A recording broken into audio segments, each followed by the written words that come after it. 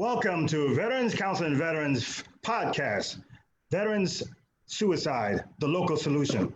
Today's episode, we're going to focus on military sexual trauma survivors and suicide. Part of my tribe that's accompanying me is going to be Dr. Garcia and Carol Rasor. Hey, hi, guys. How's it going? Glad to be here today as part of this discussion that I don't think gets spoken about quite enough, and so I'm glad that we're going to be able to provide folks with some information and some value to really understand, military sexual trauma on a little bit more of a profound level. And Carol? Well, it's great to be back with the tribe and to have our esteemed guests here today. And any sort of sexual battery has such a terrible impact on victims. So I want to really thank our guests here for their strength and their courage to be serving those that have gone through such a horrific experience. I know that myself from working sexual assaults in the civilian life because I was in law enforcement for 25 years. Yeah, right. And somebody asked a question, why are you doing military sexual trauma for your suicide prevention podcast? What people don't know is that women veterans have twice the rate of suicide than non-women veterans. And the primary reason is military sexual trauma. And so I said, something has to be done about this. We have to address that. It impacted me so much that I actually was going to have a conference, and the conference was canceled because of the COVID-19 virus. Anyway, so I said, well, I didn't want to lose the momentum on this. So what I decided to do was create some podcasts. And what we're going to do, we're going to have podcasts, not just this month, but once a month, we're going to have a topic that's going to address military sexual trauma. So we'll have also a group next week, and that group next week will be a different group of people. Maybe one or two will be the mainstay, but we just want you to. Our role is to educate the population about military sexual trauma, and also to keep everybody engaged during this time of COVID, where everybody's now self-isolating. So the guests that I have that are part of this, and I really appreciate, like Carol had mentioned, that the courageousness of coming out of this is, first we have Lynn Davis, who's served in the Army. We have Lakeisha Houston, who's still active duty. She's in the Air Force. We have Heath Phillips, who served in the Navy. We have Lynn Geyser, who also served in the Army. And then to introduce him will be Jean Gautreaux, thank you very much. I need to get some voiceover for that. Jean Gautreaux will introduce, because Jean Gautreaux is a veteran from the Air Force, and I thought only appropriate that she would start it off and give us kind of a cliff note of military sexual trauma. Go ahead, Jean. Hi, thanks so much, Ellsworth, for having me. This is a really important thing that I think we're doing. And, like Carlos and everybody has said, it's a topic that is not talked about enough. And even when I was trying to introduce this podcast and get, people that I know to come on board, I just want to point out, I had a lot of negative feedback. I mean, literally, people were cringing. Oh, why are you talking about that? And that made it so much more important that we talk about it. Because if that's how people are going to react, then why would victims ever come forward? So it is important that we get the education out there. So thank you so much to everybody today for being here for this. So I thought I'd start out by introducing a little bit of the clinical side of things. So myself, I'm Air Force, did 10 years in the Air Force, proudly, MO Troop. Thank you for your service. Thank you, everybody. And I just wanted to start by saying, listen, military sexual trauma is not a diagnosis. It should not define anybody. Anybody with sexual trauma should not feel that they're defined by it. The diagnosis that often, unfortunately, comes from sexual trauma is PTSD. The number one cause of PTSD is sexual trauma. Break it down further, it's sexual trauma in children, but sexual trauma is the number one cause of PTSD, more so than even combat veterans. With military sexual trauma, you're putting on all of the issues that veterans are already dealing with: long stays, long deployments, long combat zone exposure, and then you add on military sexual trauma to an already affected population. So again, I want to explain that it's not a diagnosis or a mental health condition. It is a trigger. It is something that has happened, but then does lead to other issues with the brain. So let me explain PTSD as best I can. So sometimes I have clients come in and they say, I don't understand. So I like to tell them a little story. So when we were all hunter-gatherers, right, we were living in caves. our brain knew that if we saw a saber-toothed tiger, our adrenaline would kick in so we can survive, right? Now we're running from the saber-toothed tiger. And your brain is literally focusing on where you're going to put your next step. It's scanning the area, it's looking at your environment, but it's not taking anything in. Your short-term memory has shut down. Why? Because it's important that you've run from the saber-toothed tiger. Other parts of your brain aren't working, like complex math. You don't need to balance your checkbook if you're running from a saber-toothed tiger. What does that mean today?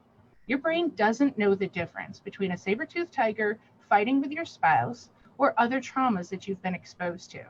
So oftentimes a rape victim can't really tell big details of what happened to them because your short-term memory shut down so you could survive. So that's important that people understand that today. With PTSD, that happens because part of your brain has literally swollen permanently, specifically the amygdala, if you want to Google that. Your amygdala and your hypothalamus together are part of your system that causes major swelling. So now it stays that way. So you're in a constant hypervigilant state. So now with somebody with PTSD, the behaviors from the emotions, right? We don't see emotion, we see the behavior that comes from an emotion. And what we're seeing is irregular behaviors, erratic behaviors, flying off the handle, constantly losing jobs because they just cannot focus, because they're constantly running from a saber-toothed tiger. So your memories, everything that happened to you, is constantly, you're triggered by it. It is your saber-toothed tiger. So understand that you're not alone. We can scientifically explain this. Now let's get you the help.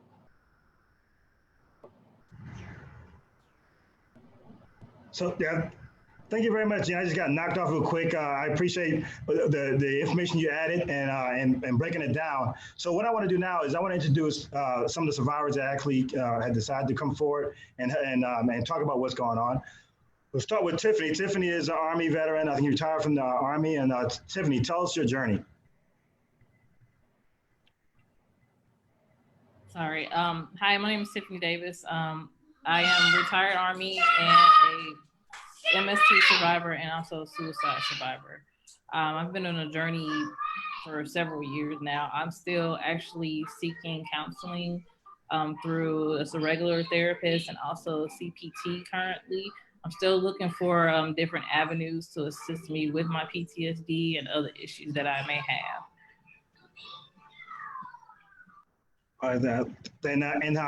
So how long have you been out of the service? I retired January 23rd, 2018. 2018. And did you identify your MST while you're in the service or when you got out? I identified it while I was in the service. I was diagnosed with PTSD in 2011. I just have never been able to talk about it until prior to my retirement. We appreciate that. Now, Tiffany, you had mentioned that. Have you seen so far any treatment you thought worked well or did not work well at trying to get through this? I'm gonna be honest. I don't know how honest you want me to be, but be honest. I have not had anything to work well. I have seen, I think, about 9 therapists. I'm in the CPT training right now. I've attempted suicide several times while on active duty, while pregnant, everything. And I wish there was something that the VA can do more, or even anyone else. I really don't think that a lot of therapists understand what people that go through traumatic events actually think in their head. I don't think they understand what happens to them, and I don't think they really try to help like they should. I think there's more that they could do for me besides trying to, fill me up with medication. Wow. Okay. That hopefully with this tribe here, somebody can offer some, but they think they may help for them. But as we all know, we all know this. Not everybody is the same. You can't do a cookie cutter and say this is going to work for everybody. That's the wrong answer. So everybody will have something different, and that's just a testimony to that. As far as that. So let me talk to Lynn. Lynn, guys, how you doing? Lynn's also from the Army. Lynn, can you tell us some of your journey? Well, actually, I see it on 2 different perspectives. I am a survivor, and I also am a woman advocate, and I've been a woman advocate ever since I got out of the military. I was sexually assaulted by my platoon sergeant, and I fought. And I was through the whole time of getting out, I was homeless. I struggled with from education to VA benefits to trying to build my family. But what had, I went through a lot of different counseling perspectives. But I think my story, the only difference with my story in general is that when I was active duty, I did seek out counseling by the unit. And when I did seek out counseling, the person that I was talking to, I was hesitant on talking because I didn't know, anything you do in the active duties can be used against you. Well, the first individual that I spoke to found out that he was best friends with my perpetrator. So it was a little more tougher on my end. I did get to speak to another counselor who was active duty, but I was in suicide mode all the way to the time I got out to probably about 3 years until I finally I fought to the point I received some type of benefits because when I got out, besides being on a medical board and got canceled, I had to fight back for my, discharge and a lot of other benefits. But in the meantime, while I was out and fighting, I became an advocate through the community, anywhere from becoming a counselor, ironic, to working with homelessness, women homelessness, and now in a long journey, I actually have a nonprofit that I work with, that I work a lot with MST women, and I see day in and day out how much of a struggle it is. So, and even with my journey, I still struggle. I have a counselor. I still struggle. I've done a little bit EMDR. I've done biofeedback, and I think for my story is that I figured one piece of it was that I was stuck in time. Like Jean was saying, the fight flight kind of theory. I was stuck in time where I couldn't move forward, and because of what happened to me, and I couldn't move forward with my discharge. I couldn't move forward with my VA. And just recently I won a case where 2 out of the 3 I've been able to move forward. And regardless of it, I was suicidal probably about 15 to 20 times throughout that process. But I had support. I had women's support mainly. And then when I had to the end of inpatient and all that stuff, I had a couple people in the VA system and outside the VA system that helped me to get through this process. Now, one thing I just look at the Facebook here, I've got Michelle saying women veterans are a special breed. And Kimberly stated that, she said, I'm sorry to hear about your experience.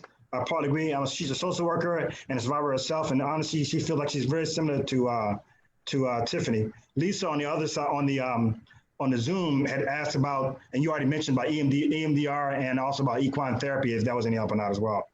So I just wanted to, the clue what the community is saying as well. And a lot of people are agreeing with you as far as what you just mentioned, Lynn. So next we want to talk to Lakita. Lakita is out of San Antonio. She's in the Air Force and active duty. And Lakita, please tell us your journey. Okay, so as everybody, it's good to see everybody out there. So I've been in the Air Force since 2002. I've been dealing with this since 2002.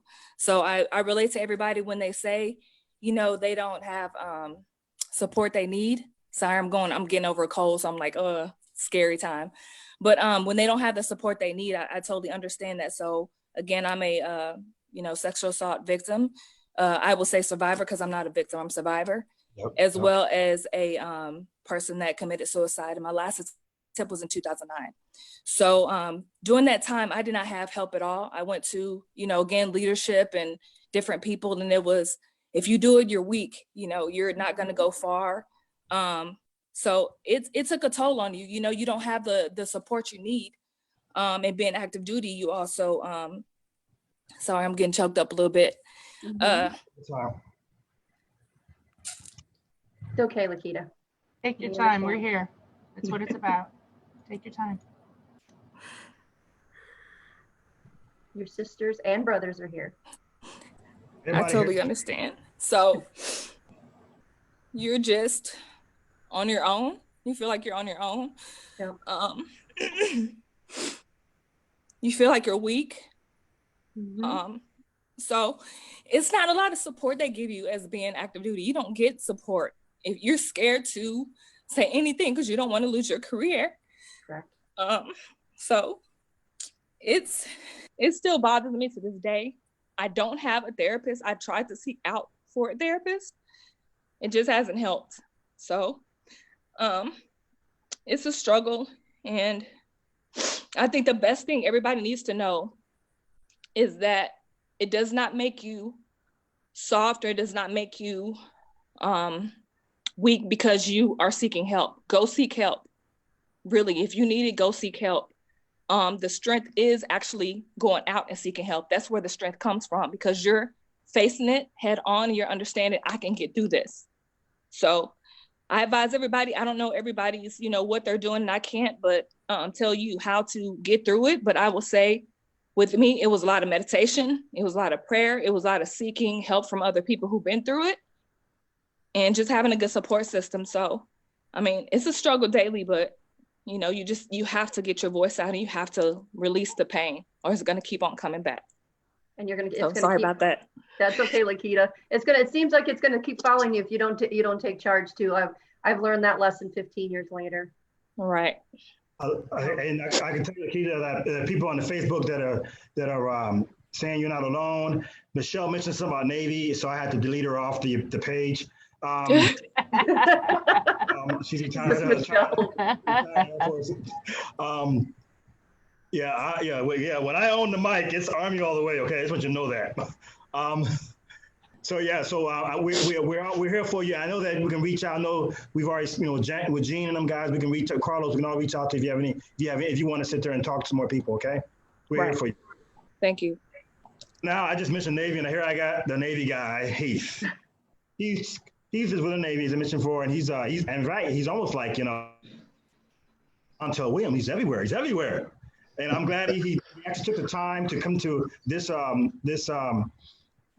podcast to talk about things from the male side. A lot of people think that MST is only a female thing, and it's not. Even though majority of the people coming forward are female, there are males that also experience MST.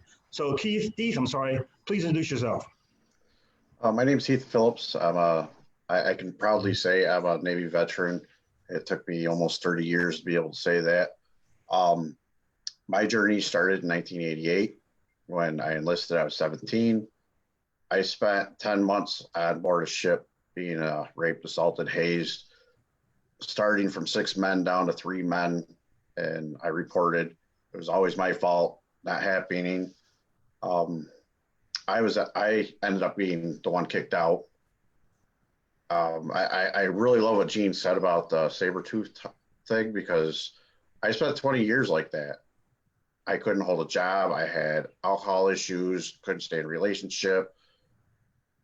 From 1989 to 2009 was just a train wreck. In 2009, I had attempted my second suicide attempt. My first one happened to been during my assaults. And, I thank God that it didn't happen, that I didn't succeed. But I think what a lot of people don't realize is the struggle that a person goes through, because the way our society is, that we're looked at differently. We're shunned. For me, this is not a male or female issue. This is, for me, is a human issue. And unfortunately, until our society and culture accepts that, it is going to be a lot harder for people to come forward. I've tried all sorts of different therapies. I can't tell you what works for me. My therapy is actually the advocacy work that I do. I go to military bases and I share a lot of what I went through during the time in service, the 20 years, and then where this is part of my journey now. And one of the things, and I love what was said, I went from being a victim to a survivor. There is actually a point where a person does that. and there is a point where you can start thriving and moving forward. But to do that, you have to surround yourself with friends, loved ones, family, prayer, meditation, whatever it is that helps you move forward. I've been very blessed in the last, I want to say 10 years now. The amount of people that I've met, I mean, I have a group that I'm looking at on screen right now that I don't really know you all very well, but you're family to me because we've all got this certain bond. And I think that's something that a lot of people forget. We've been through a lot of things, and that is what can unite us. And I don't know how many times I get emails or messages or text calls or something where a survivor needs help and they reach out to me, and I do what I can to help them because that's what we're supposed to do. Yep. And, you know, Tony, I mean, when he reached out to me, I was like, oh, you gotta be kidding me. Seriously? And then the more I started listening to it, I was like, oh my gosh, you know, I really appreciate what we have all decided to do and put together, because unless we do it, who else is going to do it? Right. And I'm sorry, I got like squirrel syndrome, so sometimes I like wander for that knot. That's another PTSD moment. But Heath, have you noticed that, especially even in your journey or others that you helped, have you noticed that I've noticed a lot when you talking to the advocacy, when you kind of, what helped you was the advocacy, what helped me was the advocacy also. Mm-hmm. And have you seen it in others that it's not just the advocacy, but it's what they've gone through that they want to help someone else? Have you seen a lot of that? Yes. For me, so like I fought once I became sober, and after my suicide attempt, like Tony told you, I'm all over the place. So I fought my case. I got an honorable discharge from the Navy 29 years later. And then they apologized. For folks that don't realize, with my old discharge, I actually was service connected for post-traumatic stress disorder from MST. And my case was extremely rare because I had an other than honorable, but I still won. I did all that on my own because I was sober, I was mad, and I became a certified victim advocate. You know, I did all these things in steps, and I love watching other survivors see where I've been, because in reality, all of us, our shoes are the same. We've all dealt with some type of trauma through this, and it's how we move forward with them steps. I have a friend, a male survivor, who became an attorney because he wanted to help. So now he does all veteran stuff. So it is amazing seeing that we're survivors and where we're moving to and how we're helping other folks. I have a friend who is a survivor who works for RAIN. So we all have our like little niches. And so it's amazing, especially being with this group, knowing what we all can do to help with each other. And I really like your story, Heath, because I come into a thing, I help, other MST survivors and stuff like that, and I help myself, but I haven't really heard too many when you said you had to upgrade and you fought and got that. I was, I guess my story is very similar to yours then, that, you fought, you keep fighting, and some people like, you get out and you get your discharge and all that stuff, but I think at least our stories, and there's many, many others, but our stories, I've noticed that we had to fight for what we deserve, and for so many years later, and it is more important. I don't want to say it's more important, but it was something that we struggled with, that's why we want to give back, because of what we see in others. For me, it was part of validating that this really did happen to me. And I like to be able to share that with other people to let them realize, listen, you need to be validated. I'll validate you. What can we do to help you take the next step? Yes. For me, I've considered going back to school. I don't know, but I like how you all want to move forward. It's I great. wanted to make sure that I look at Keith as being the rich uncle. So Keith is second in male since we're a family.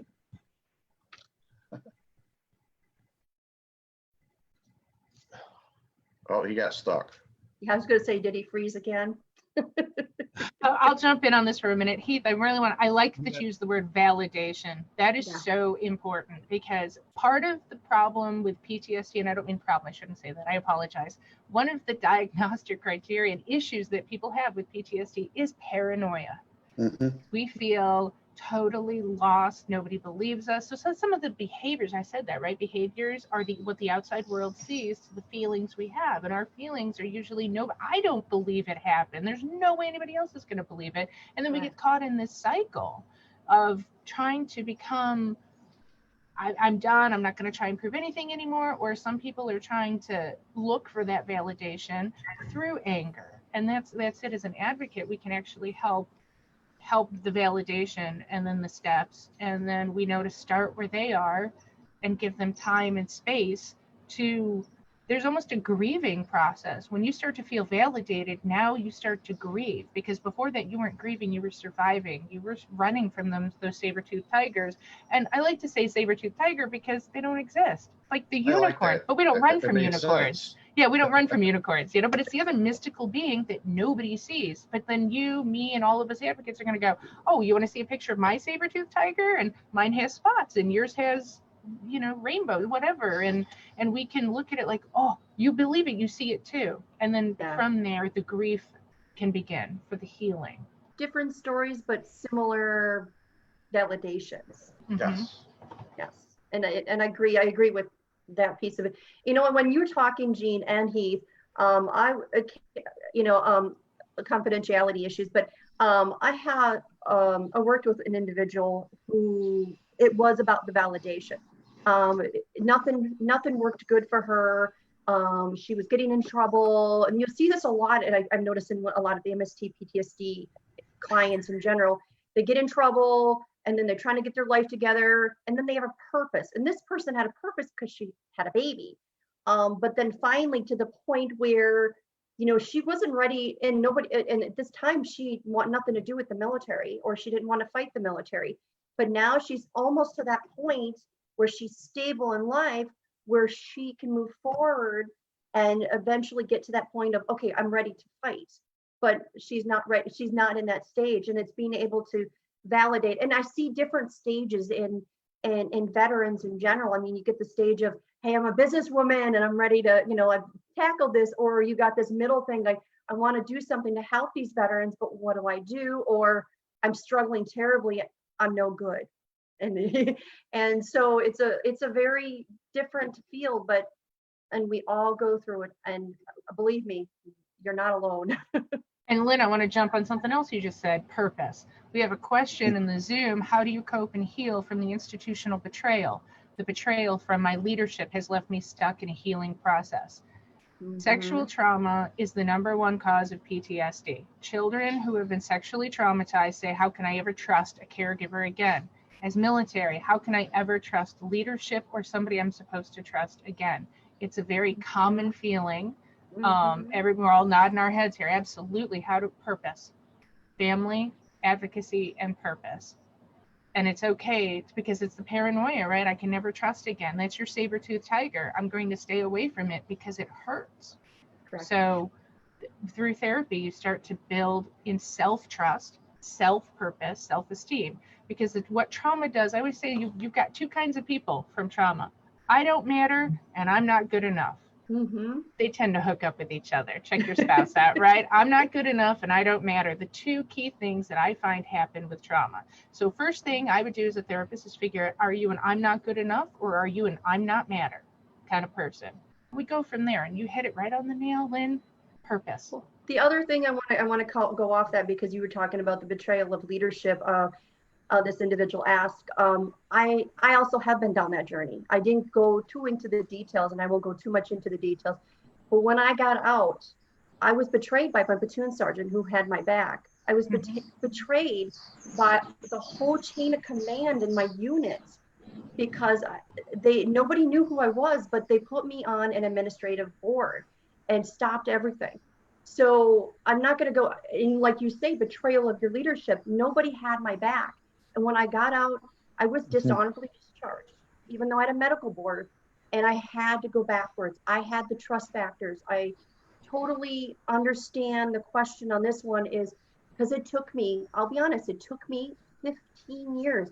Like I said earlier, I couldn't go see a counselor, and I've had probably at least 15 of them. Ironically, I was a counselor, but I still have that value. And what helped me in that betrayal of leadership, which I'm trying to answer this question, is it wasn't about I had to release the grief, the anger, and I had to go, what did I deserve?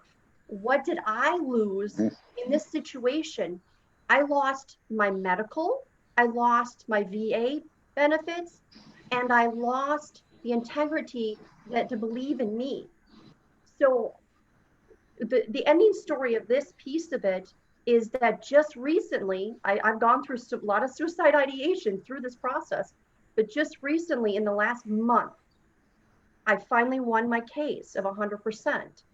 And it wasn't because, yeah, all veterans want money. It's not because of that. And I have to validate myself on thinking that way.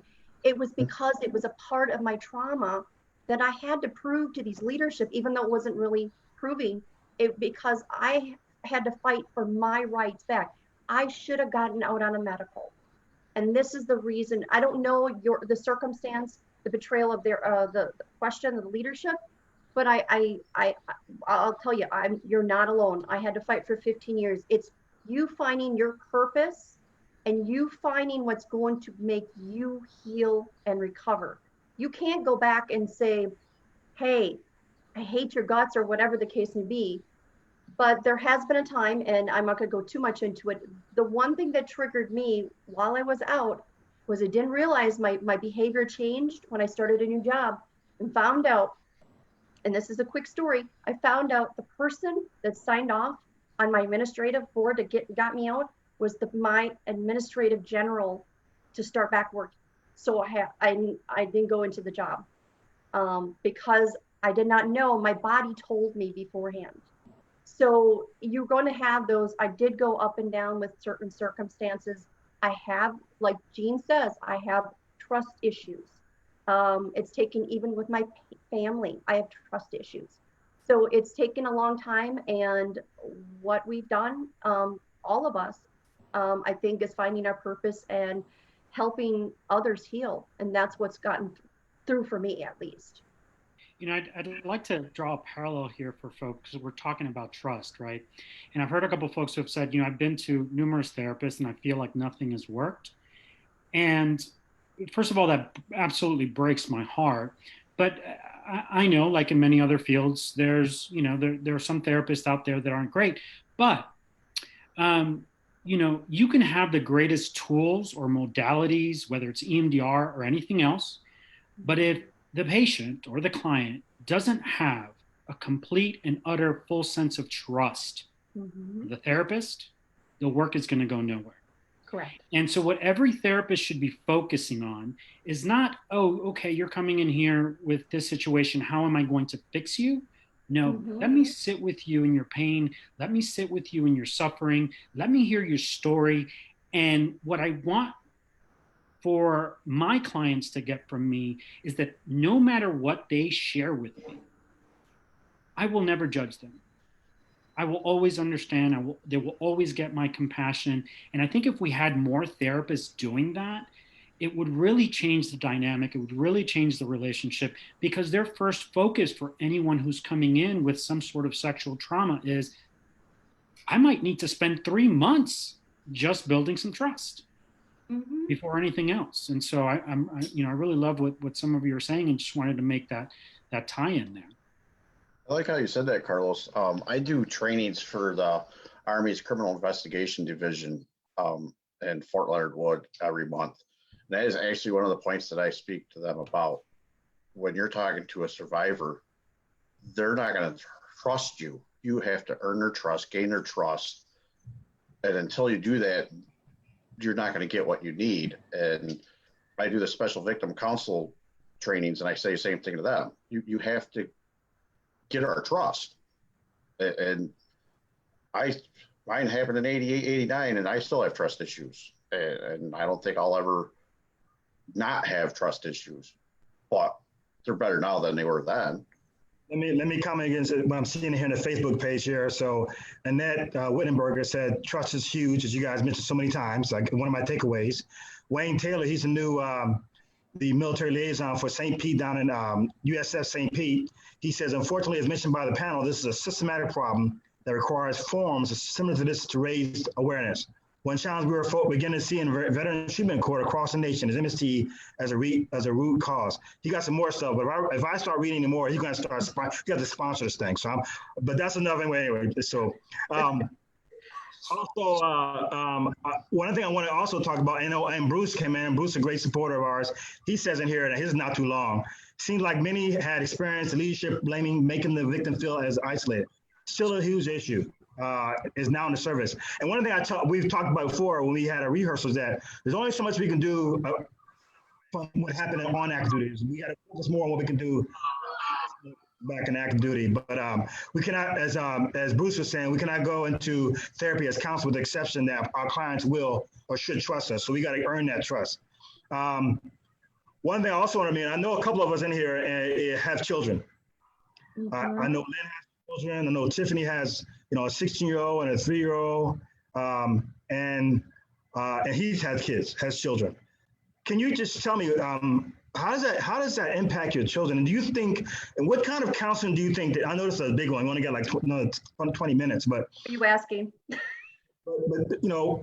what do we do if I'm an MST survivor and I have children? How can I take care of them? How do I deal with them as well? It's a tough situation. I actually have what kept me alive, to be honest with you, is my 23-year-old. He was with me with active duty. He kept me alive. If it really honestly wasn't for him, they literally told me I would have been in jail or whatever. It would have been, I would have committed suicide right there if it wasn't for him. But he actually, we are dealing with a lot with his situation. That's a secondary trauma too for him. But I do have 2 young ones. While I'm still recovering, I got married, but during that process, my husband did most of the work. And I'll be honest, it's tough. I didn't feel like I was connected to my kids, at least. Even though the youngest ones are 7 and 9 now, I never felt like I could love again. You know what I mean? Or I could trust again, or I can connect to anyone. Even it's difficult to connect to my husband at times, because not just because of that, but because, it's really about me. It's really about, and like I say, it's with all the family piece of it and dealing with all the outside world, bringing it in, it's a difficult task, but that's what saved me. I guess the long run is the kids are saved. Even though I'm distanced, they saved my life many times. Tiffany? For me, it's just a little different. With a 3-year-old right now, for me, is what it kind of keeps me sane, but he's pretty much fresh out the box. My 16-year-old, she's been there through my suicide attempts. I don't know how she remains to be the strong person that she is, but she does. You probably hear my 3-year-old in the background, but that's what makes it real. Not a dull moment in this house. So yes, that's pretty much is what keeps it real. I have a trigger, which unfortunately it has to be his father, and I mean, it's a really bad trigger, but if all I can think about is if somebody ever came here and took my son away from me, then I'd probably crumble. So he pretty much keeps me afloat most of the time. I mean, I do have my moments. Going back to everybody and their trust issues, I absolutely trust no one. And it is horrible. I'm dating a guy right now and he's still, treading thin ice with me. And I've been dating him for a while. But it's very hard for me to, get entwined in a relationship with another person, or even a friendship sometimes with people, because I have trust issues with my own family members. I know one of the things that I was listening to Carlos talk, and one of the things that he said is, trying to get trust from, with his patients or whatnot. I don't think anybody has really ever tried that. to try to gain my trust. They just pretty much go straight in. Hey, what are we here for? Yeah. What was wrong with you? Let's go back and talk about it. But I don't want to talk about it. Like, let's just fix what's wrong with me right now. Let's go forward. Like, don't have me tell my story because I just don't want to talk about it. So it's a lot. But you know, like I said, my son, he keeps me happy. I do want to recognize a couple of our tribe who are on the other side now. We got John Gigante's there, Sarah Ruggio's there, and so is Caleb, who went on some kind of semi-secret covert vacation, and they're on the other side. But they'll be definitely involved next week when we do the K9. One of the things that, you know, the Veteran Suicide, the podcast is about suicide prevention, the local solution. Can some of you guys, you mentioned it several times, and we had this conversation about this, your suicidation and how do you get out of that? You know, anybody can jump in. Well, you want the most recent time or the time that we were active duty? Because there's two different phases. The most recent time. Actually, the most recent time had to do with having to fight. I want to say the trauma piece, but also the claim thing. It kept going denial, and reliving my trauma.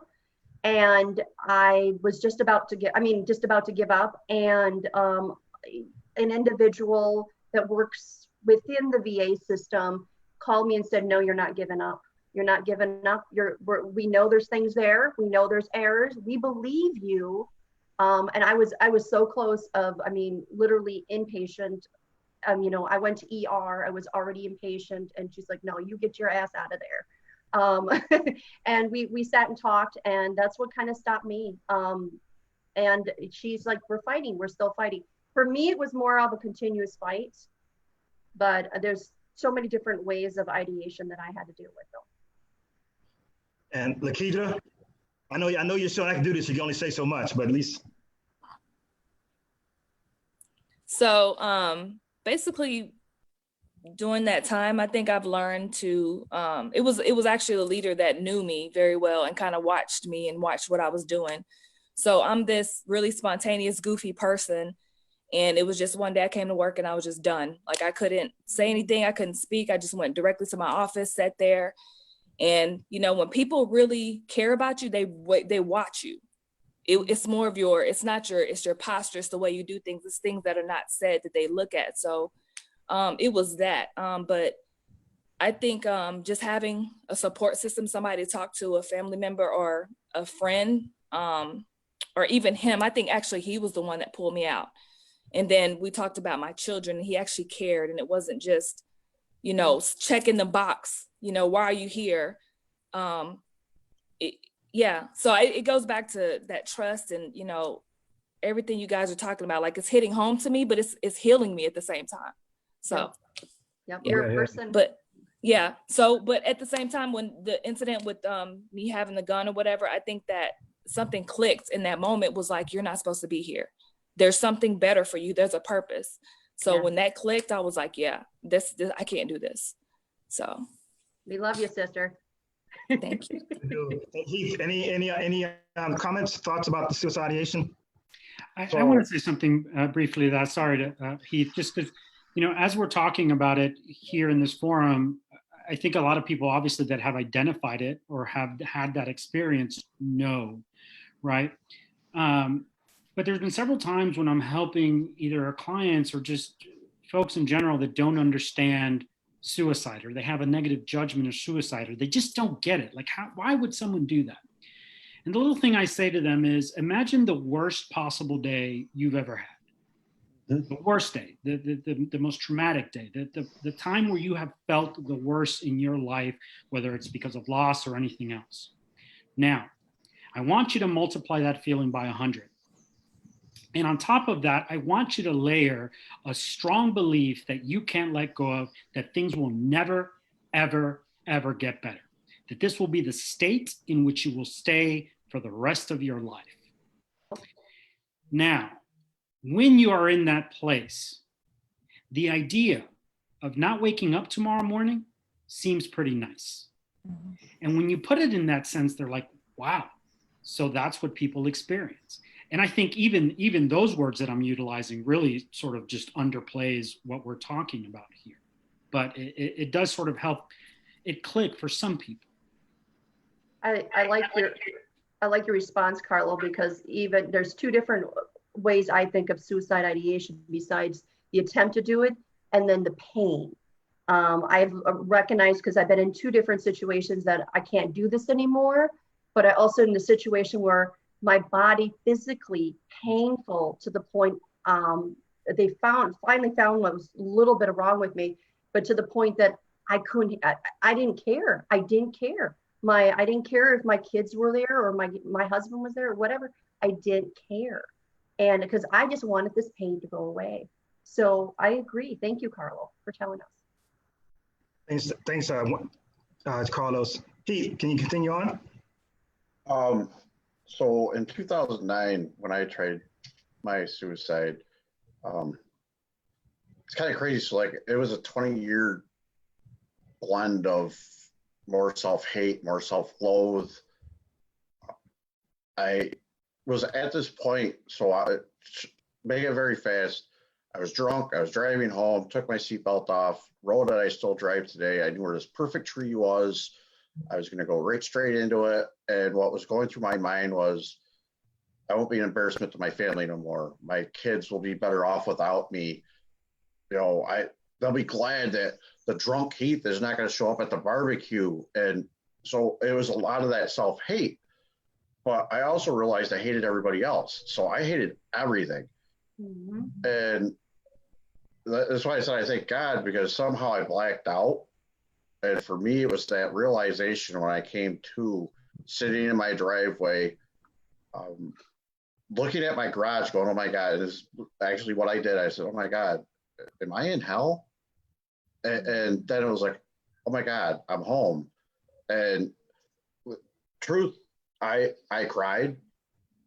And it wasn't like a mild cry. It was 20 years worth of not crying, just pouring out. And I think that was my realization.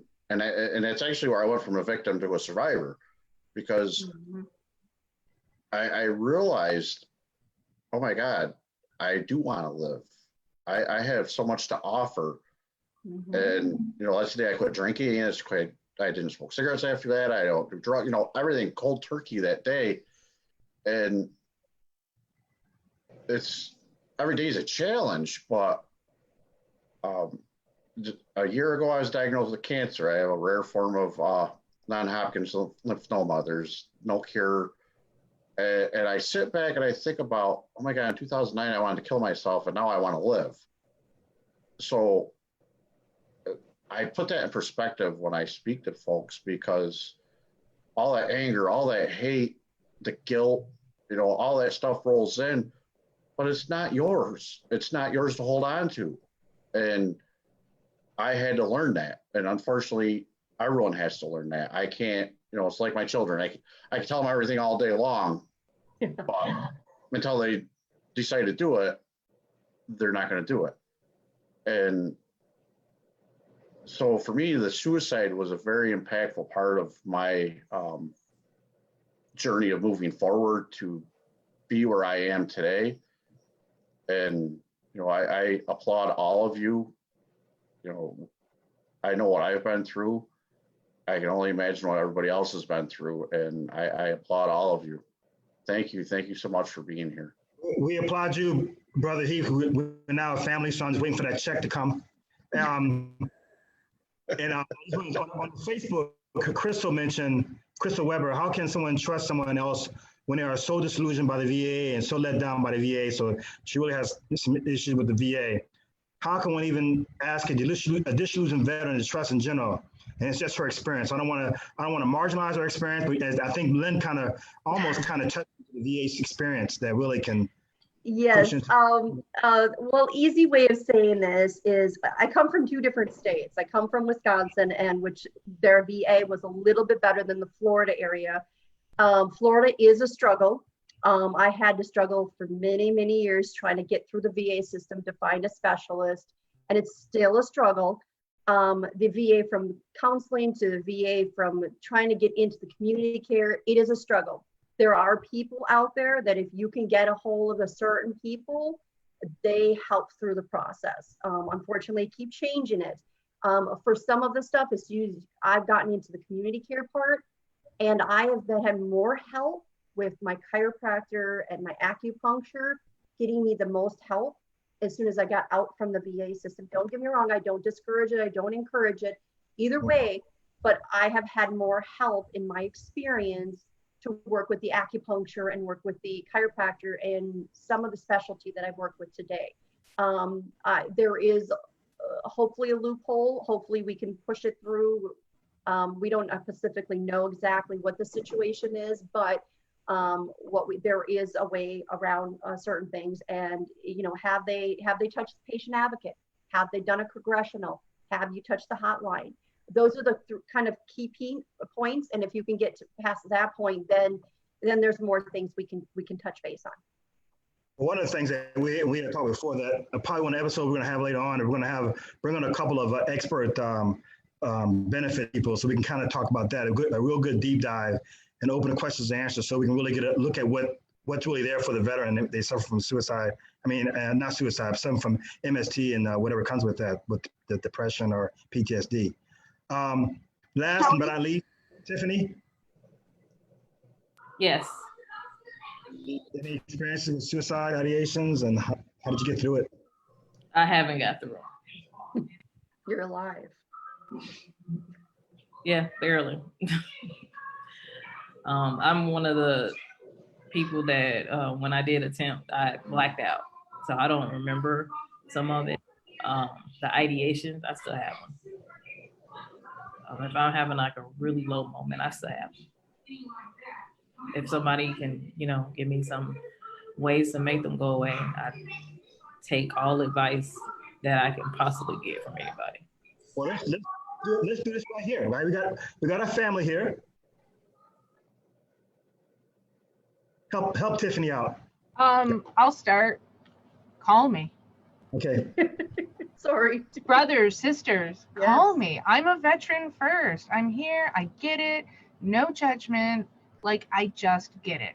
Outside of that, I kind of went to this pretty cool school, and I got this pretty cool certificate on the wall. Same with Carlos. We might be able to go that next step for you. But call me. Call your friend. Call your friends. Call somebody to talk about what do we do? What did they say? The disillusioned veterans to trust in general. Well, you got to trust yourself.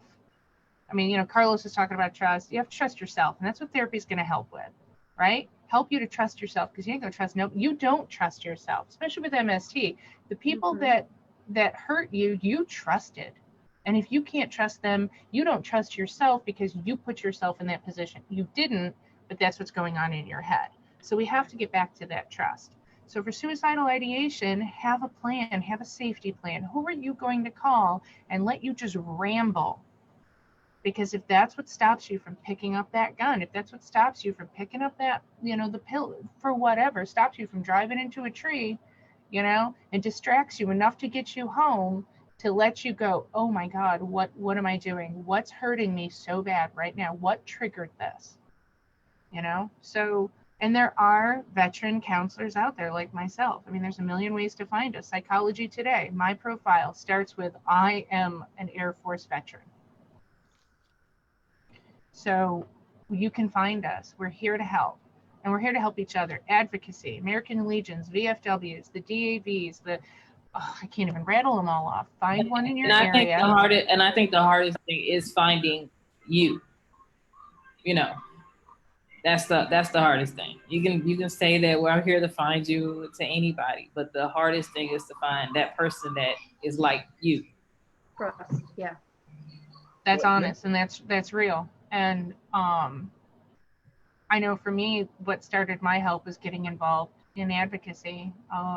I was still active duty, and I went to the DAV, and I loved what they did, and I was like, I want to be a part of this. And then I got involved with the American Legion. It's not just a bunch of old guys drinking anymore, folks. The VFW is not just a bunch of smoky bars, right? There's actually a lot of really good veterans organizations out there that actually do a lot for families with families, because us younger generations are getting involved. Yeah. It's really not the smoky old bars. And some of them are. Find one that's not. But you're right. So how do you find me? How do you find a veteran who's also a professional in some area? We're hanging out at those American Legions too. We're hanging out at Post 81 right here in Melbourne, Florida. Shout out. We're here. Post 191, right up here, Palm Bay. We're here. 117. Right here, Palm Bay. We're here. Find something local to start. There's no perfect answer. That's the problem, is there's no perfect answer. But if you have that one safety plan, that one person you can call to get you through that moment, now it's a step in the right direction. Keep going, keep fighting, keep reinforcing each other, keep validating each other. Yep. We're a unique microculture. Veterans are a unique microculture. We make up less than 1% of the American population. I definitely want to bring in, and thank you, Lynn. I want to bring in Carol. She's been sitting here Carol, of course, being in law enforcement. My wife's also retired law enforcement. And in fact, it's the domestic violence that got me into counseling, but that's another story. Don't leave it at that, then it sounds kind of crazy. But my wife was a law enforcement, and she was in domestic violence, and I wanted to do something her and I had something in common. So by me being one of her first responders for domestic violence, that kind of led my way into counseling. So Carol, can you have any insights on what you've seen in law enforcement coming to domestic violence and MST? What have you seen?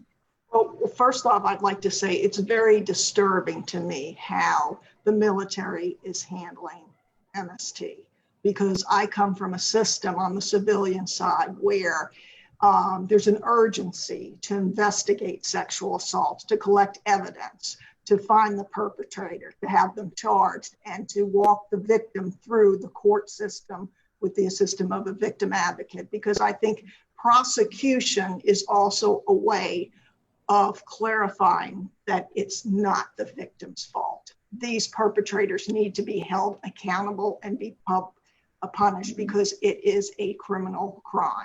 And it's just disheartening that the military is just sweeping this under the carpet and everyone just has to go on with their lives. So I guess my question to you all as panelists is, how can the military do a better job in the prosecution of these cases?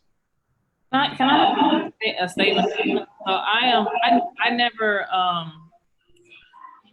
I never reported mine, ever. Wouldn't talk about it or anything. Actually, once I was out, I have a friend that is a sexual assault counselor at the Reserve Medical Command in Pinellas Park, and she tried to assist me in reporting, but you can't report through the Army anymore when you're out. So, years later I tried, but it was too late. So I'm one of those people who would never be able to report it. And I do feel like sometimes that the Army believed nothing I said because I did report it. I don't think that's right. Some people are scared to tell.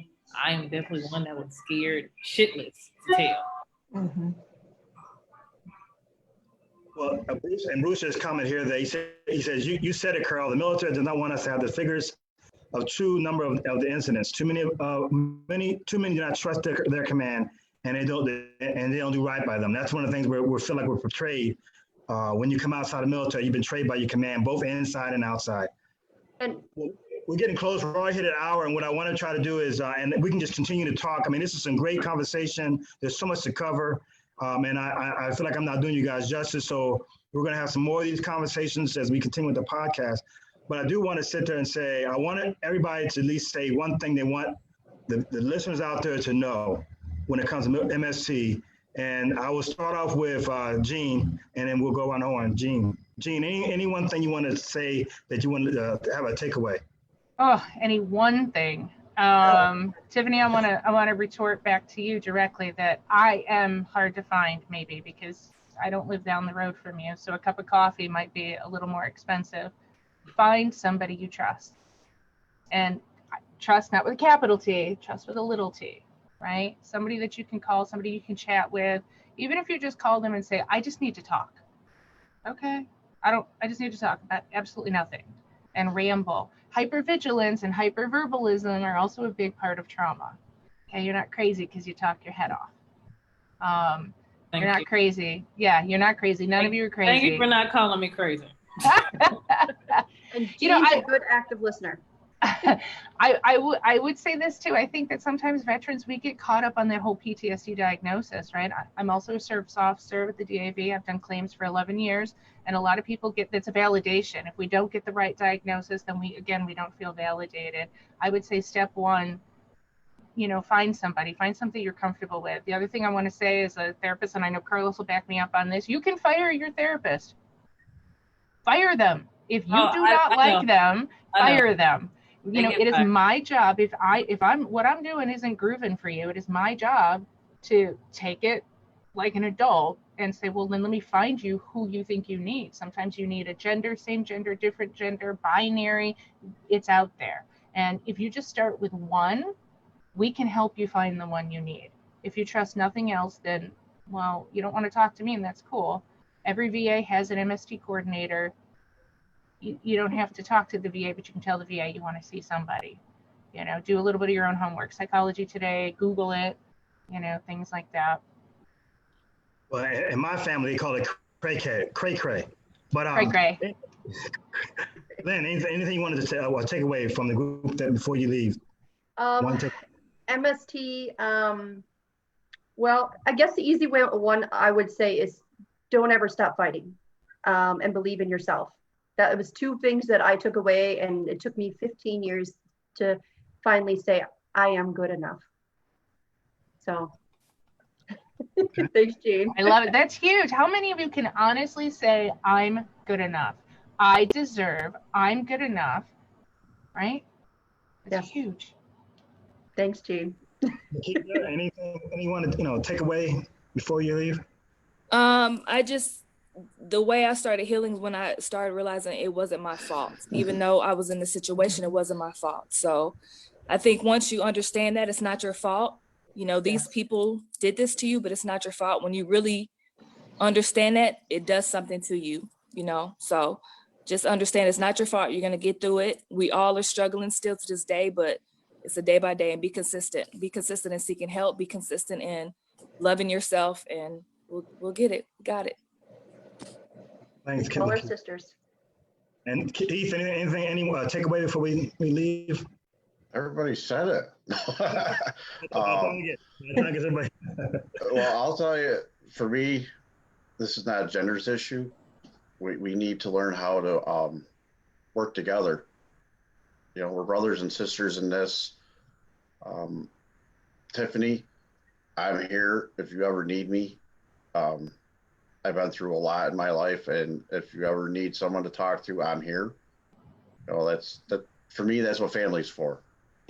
And with that, thank you all again. Thank you, guys. And I guess Tiffany, last but not least, any takeaway from this? One takeaway? I mean, this was pretty informative. So I'm glad that I was able to be on the call and share the minimum that I needed to share. And I look forward to the future ones and talking to all my newfound friends here. So. And the tribe. Any kind of takeaways from the tribe? Yeah, I'd like to say that as a therapist, I sort of see the evolution of when someone comes in and they're in the worst place in their lives, and then at the end, what that looks like. And not only is it a very transformative experience, but what I'd say is once you're in a better place, it's easy to sort of say, hey, I know what I need to do to stay positive and look forward. But sometimes when you're sitting in the shit, you just need to sit in the shit and just sort of say to yourself, this is horrible. I hate where I'm at. And fuck it, that's okay. Right? Amen. Because I think what happens, how we make it worse for ourselves is we're struggling. And then on top of that, we judge ourselves and we tell ourselves, this is not okay. I shouldn't feel this. and that just really increases the pain. It really turns up the volume on the pain. So I really think just accept sort of the place where you're at, and let that be you. Let that be your space for now, right? Thanks, Carl. Person word. I have to edit that part and say cha-cha-cha with that little part there. Carol,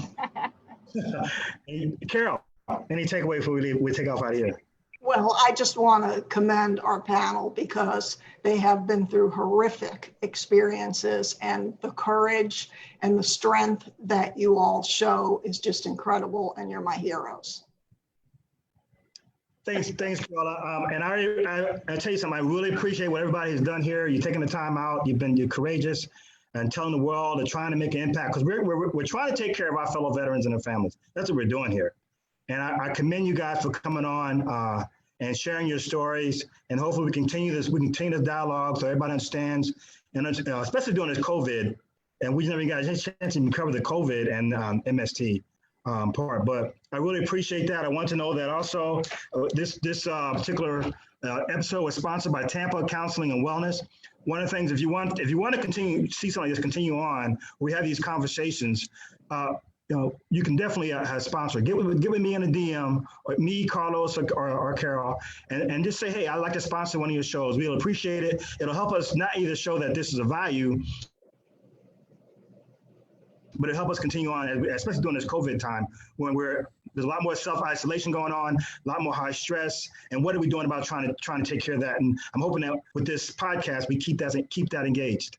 Until then, our next episode, you guys will be kind of fun. Next episode, it's going to be on canines and suicide. And we're going to have one of our partners, the Canine Patriots partners.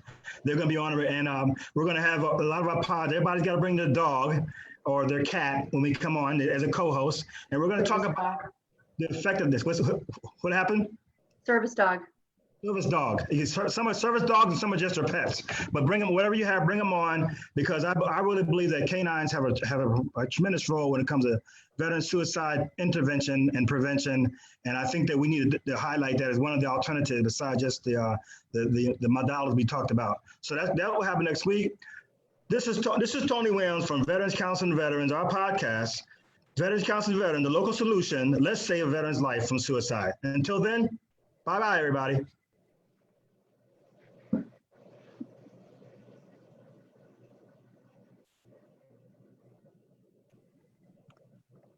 That was awesome, guys. Thank you for everything. Are we going to keep recording?